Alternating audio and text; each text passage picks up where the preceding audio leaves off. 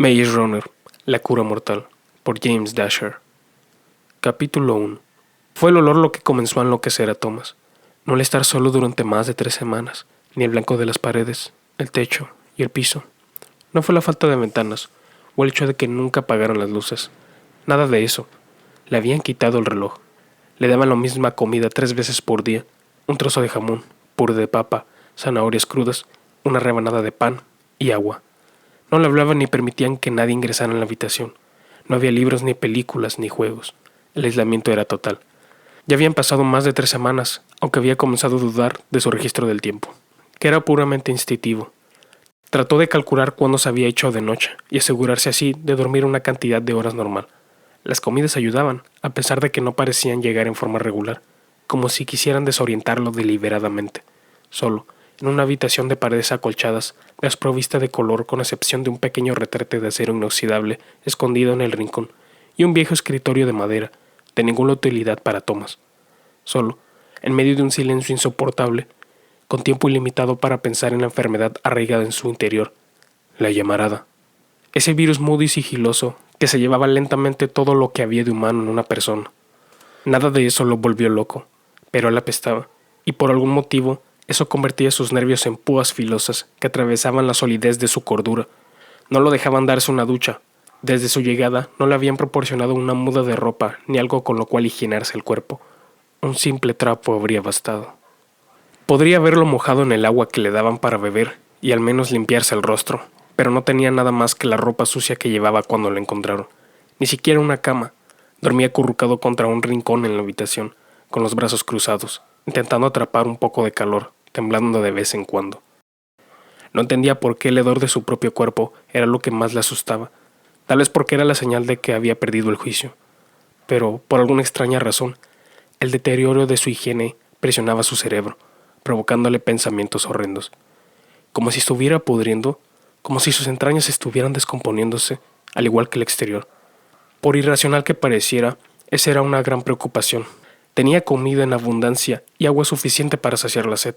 Lograba descansar bien y hacer ejercicio en la pequeña habitación. Con frecuencia corría en el mismo lugar durante horas. La lógica le decía que estar sucio no tenía por qué afectar la resistencia del corazón o el funcionamiento de los pulmones.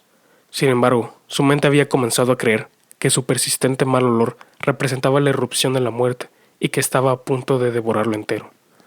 A su vez, esos pensamientos tenebrosos lo habían llevado a cuestionarse si, después de todo, Teresa no habría mentido la última vez que hablaron, cuando dijo que era muy tarde para Thomas, y enfatizó que había sucumbido rápidamente a la llamarada y se había vuelto loco y violento. Que él ya había perdido la razón antes de llegar a ese espantoso lugar. Hasta Brenda le había advertido que las cosas se iban a poner complicadas para él. Quizás los dos habían estado en lo cierto. Y por debajo de esas maquinaciones yacía la preocupación por sus amigos. ¿Qué les había sucedido? ¿Dónde se encontraban? ¿Qué estaba haciendo la llamarada con sus mentes? Después de las torturas a las que habían sido sometidos, ¿acaso ese era el final? La furia se deslizó en su interior como una rata temblorosa buscando un sitio cálido, unas migajas. Y con el transcurso de los días fue brotando una ira de tal intensidad que Thomas se encontró a veces sacudiéndose descontroladamente hasta lograr contener la rabia y esconderla dentro de sí. No quería que desapareciera por completo, solo deseaba guardarla y dejarla crecer. Esperaba el momento y el lugar apropiados para liberarla. Cruel le había hecho eso, les había arrebatado la vida a él y a sus amigos y lo estaba usando para cumplir los propósitos que ellos consideraban necesarios, sin importar las consecuencias. Y por eso iban a pagar. Thomas se lo juraba a sí mismo 1000 veces por día. Su mente reflexionaba de esa manera mientras se hallaba sentado con la espalda contra la pared, frente a la puerta, y al horrible escritorio de madera ubicado delante de ella, en lo que suponía debía ser la mañana del día número 22, como cautivo en la habitación blanca. Siempre repetía esa rutina, después de desayunar y de hacer ejercicio, esperando contra todo pronóstico que la puerta se abriera de verdad, por completo, y no solo una pequeña ranura en la parte de abajo, por donde le pasaban la comida. Ya había intentado abrirla infinidad de veces, y los cajones del escritorio estaban vacíos. No tenía más que el olor a cedro y a moho. Lo revisaba cada mañana por si algo hubiera aparecido mágicamente mientras él dormía.